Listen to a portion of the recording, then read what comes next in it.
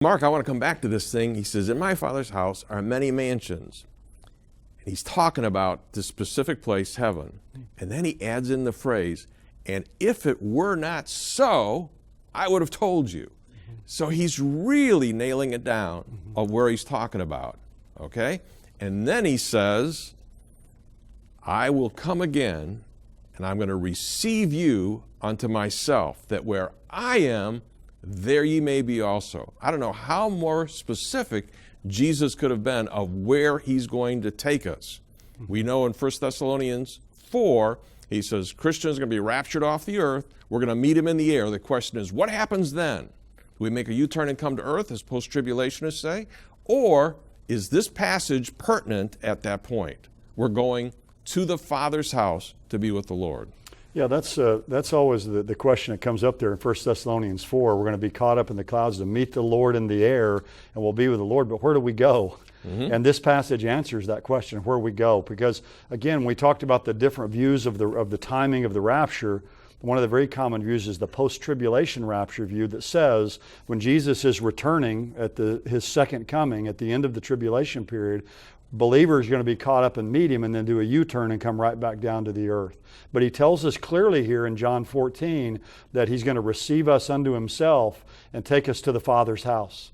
So this is a passage that strongly supports the idea of the pre-trib rapture view. We're going to be caught up.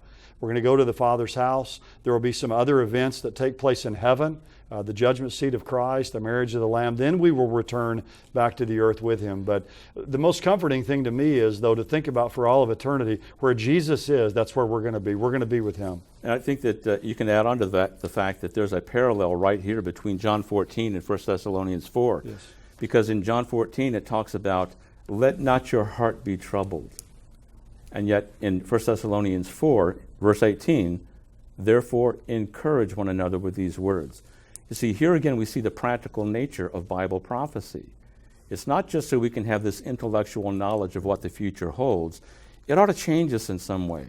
And one of the ways that it changes us is that it comforts us, especially when life throws us a punch, when we're confronting death or the death of a loved one.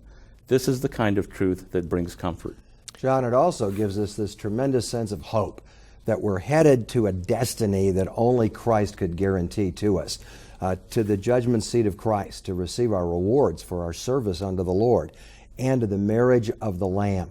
I love that passage in Revelation 19 that describes the believers receiving the white robe at the marriage, Revelation 19:8. And then a few verses later, in verse 14, the people riding out of heaven in the triumphal return are wearing those white robes, the symbol of salvation and righteousness in the book of Revelation.